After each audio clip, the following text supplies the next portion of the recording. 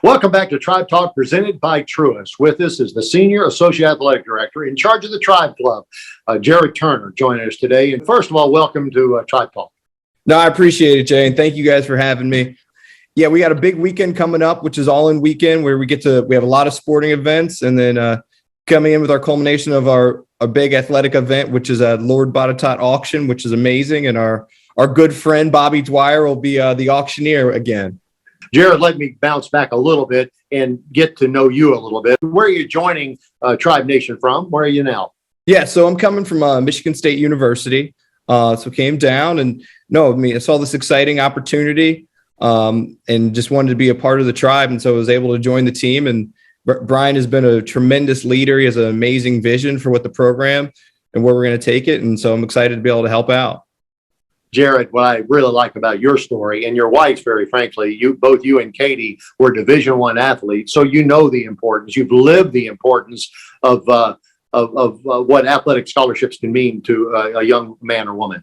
I was a student athlete at Penn State University. I was a wrestler, and yeah, that experience, those scholarships, it's tremendous, and it changes lives for our student athletes and puts them in the direction of just where their life can go. And so I've always enjoyed doing this work because you're able to be a part of that process for them and provide those experiences. So it's been amazing. My wife's enjoyed her student athlete experience, and we're excited to get into the community and be able to help out.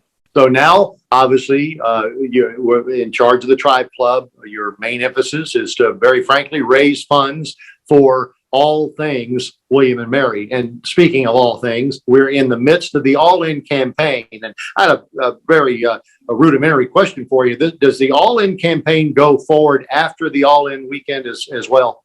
Yeah, so we're just kind of at a midway point in the All-In campaign. So All-In campaign will come into, I guess, closure in summer of 2023. But right now, so we're in the middle of it. We're just trying to use this as a momentum.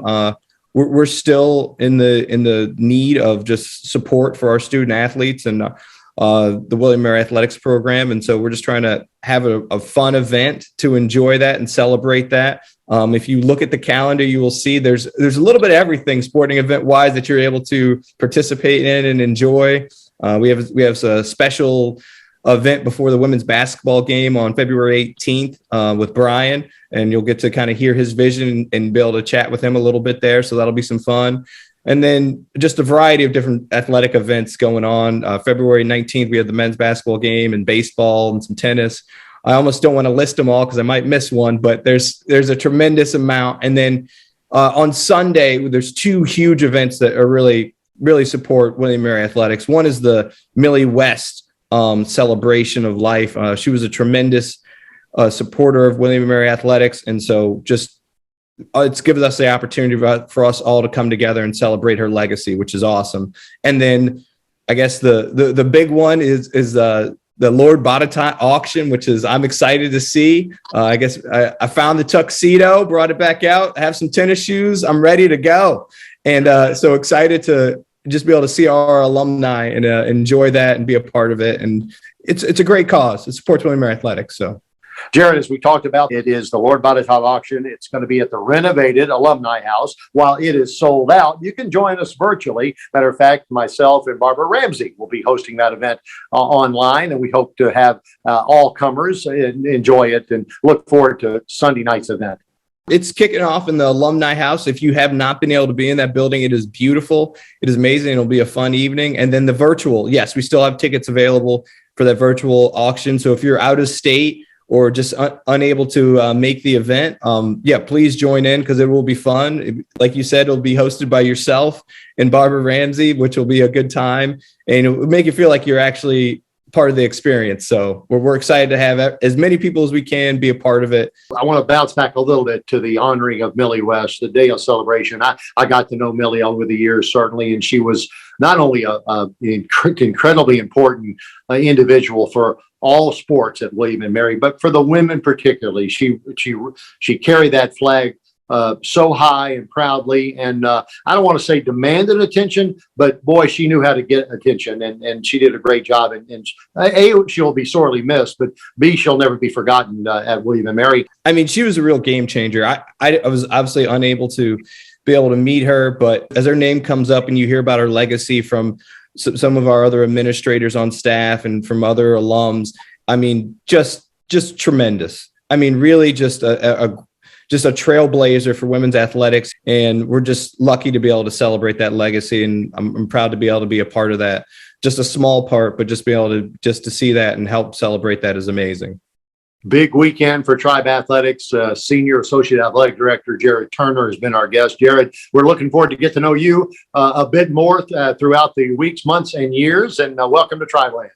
Hey, I really appreciate it and appreciate the time. And thank you, everybody in Tribe Land. Look forward to meeting you all soon. So thank you. Go Tribe. We're opening the door to better financial services, better experiences, better partnerships, better technology, better communities, and a better future.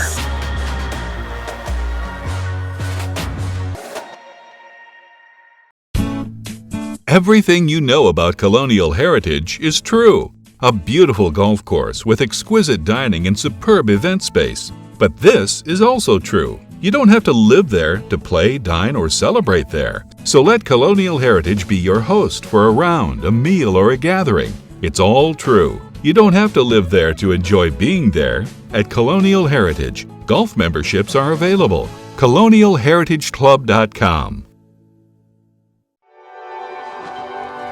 What does tomorrow look like? That's really up to us.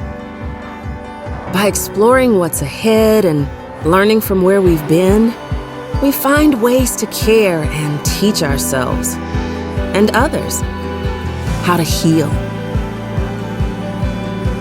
so that we can make life better by design.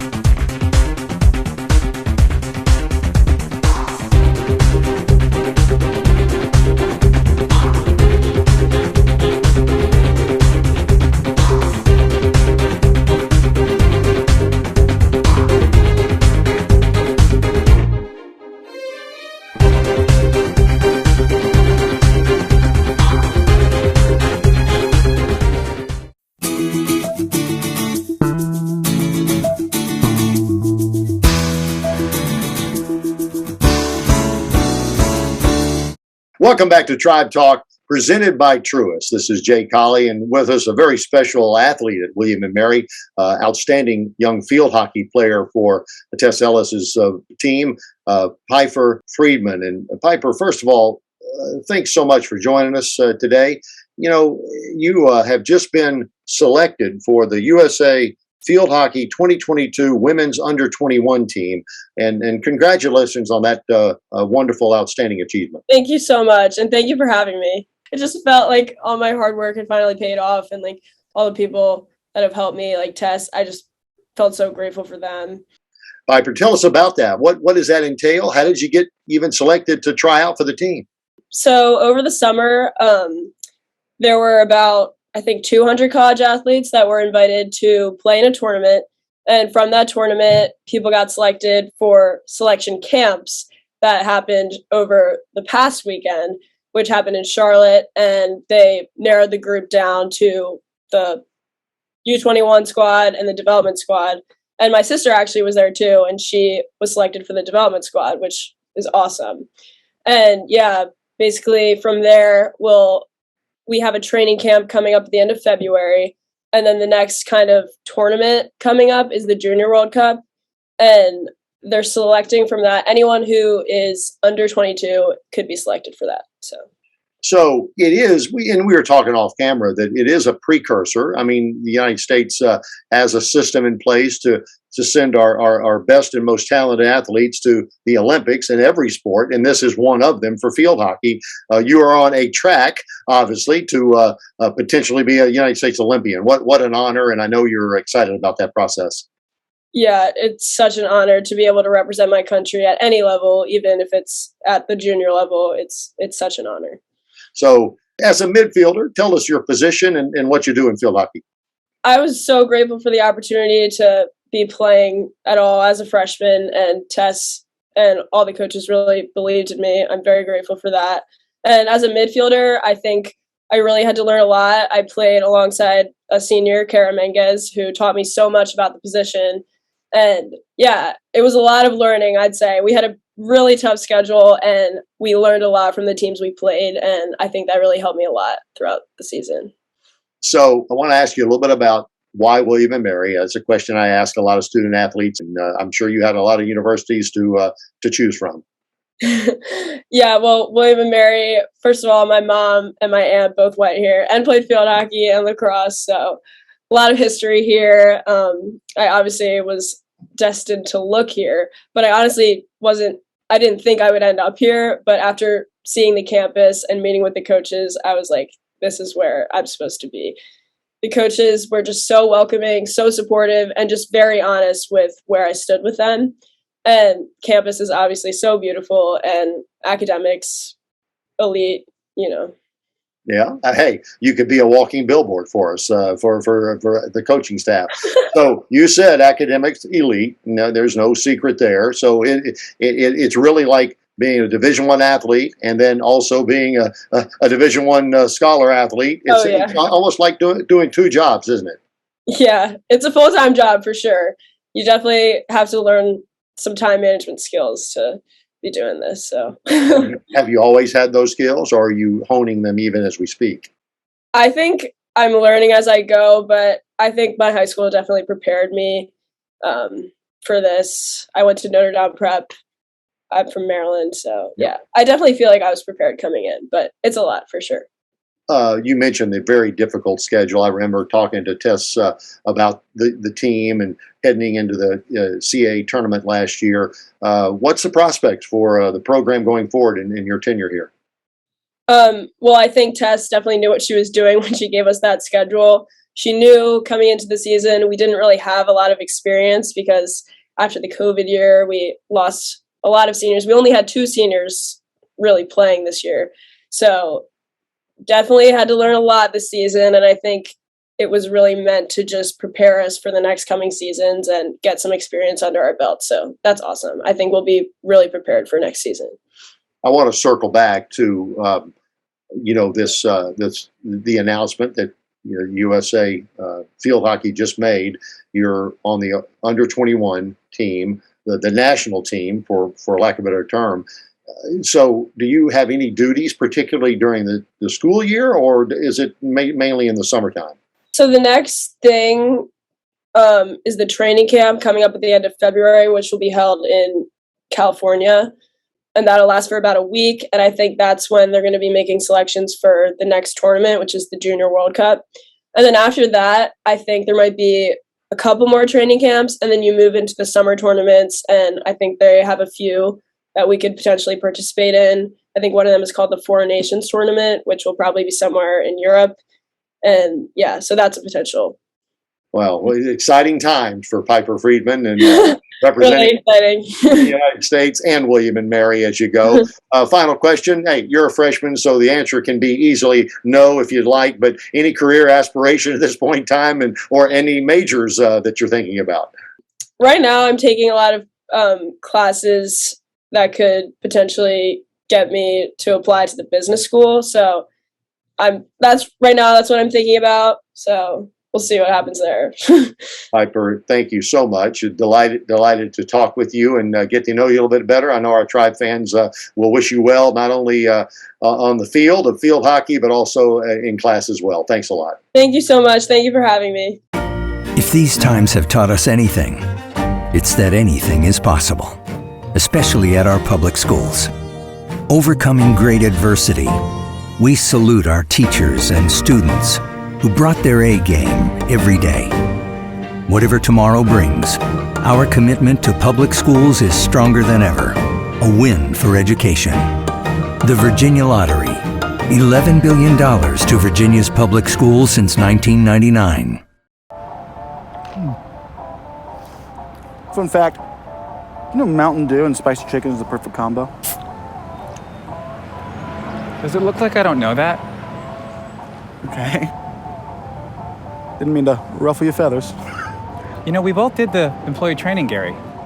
Okay, don't jump down my beak.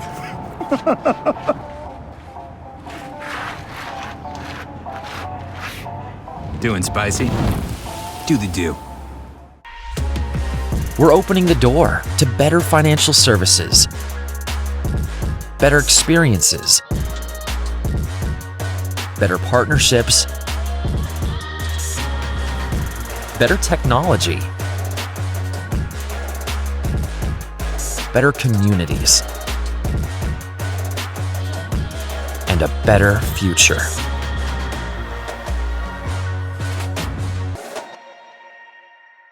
We are Growth for Virginia, a grassroots campaign bringing together students, parents, employers, and educators. We believe talent is what sets Virginia apart. We believe in providing all Virginians affordable pathways from learning to earning. We believe innovation and investment in our standout higher education system can make Virginia America's talent leader. Together, we're asking our leaders to make transformational investments in our future and a stronger Virginia.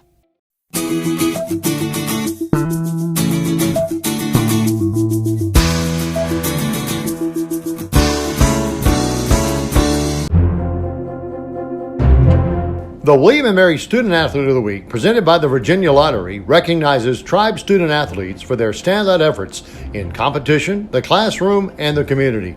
This week's William & Mary Student Athlete of the Week, presented by the Virginia Lottery, is men's tennis junior George Davis. Davis led the tribe to a pair of 7-0 victories last weekend over in-state foe Longwood and CAA rival Elon in a rematch of last year's league semifinals. Davis won 2 matches at the number 1 singles position and teamed with Harrison Brown to pick up wins in both contests at the top double spot. In the classroom, Davis is majoring in government. He was named to the CAA Commissioner's Academic Honor Roll and was selected as its ITA Scholar Athlete last year. Congratulations, George Davis!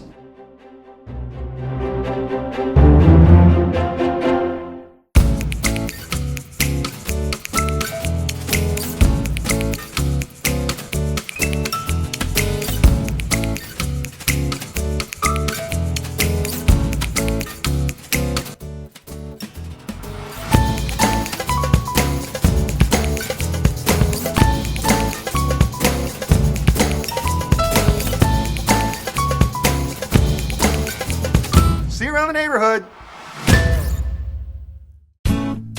Everything you know about colonial heritage is true. A beautiful golf course with exquisite dining and superb event space. But this is also true. You don't have to live there to play, dine, or celebrate there. So let Colonial Heritage be your host for a round, a meal, or a gathering. It's all true. You don't have to live there to enjoy being there. At Colonial Heritage, golf memberships are available. ColonialHeritageClub.com.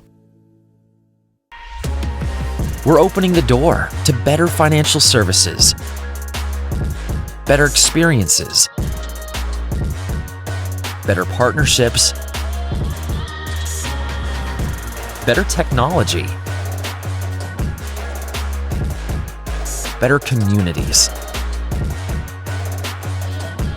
and a better future.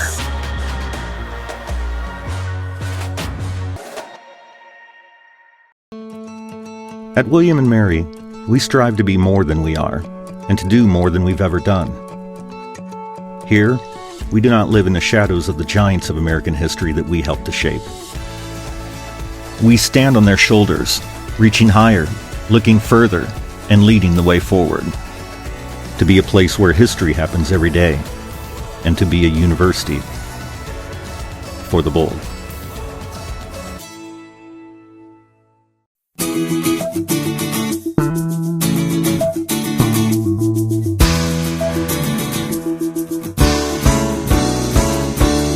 Welcome back to Tribe Talk, presented by Truist. With us, a very special guest, William & Mary alum Mark Duffner. Coach Dufner is the senior defensive assistant for a team called the Cincinnati Bengals. A pretty big game coming up this Sunday. Yeah, he's a senior defensive assistant coach for the Super Bowl team. Coach, first of all, I know you're incredibly busy right now. Thanks for your time. Well, shoot, Jay, thank you for having me on. I love William & Mary, and to have a chance to visit with you, I'm honored to do. You know, let's go back a few years. You played at William & Mary. You were recruited by Coach Holtz. Is that correct? That's correct. Coach Holtz was the head coach when I arrived, and Bobby Ross was my recruiting coach. And how blessed was I to have an opportunity to be around them. Well, obviously, you learned a little something. You've had 25 years in the National Football League. Prior to that, you were a coach at Holy Cross in Maryland. I remember a game where you brought a Holy Cross team into Williamsburg on a rainy Saturday afternoon. It was homecoming. You had an All-American named Gordy Lockbaum, and can you tell us the rest of the story?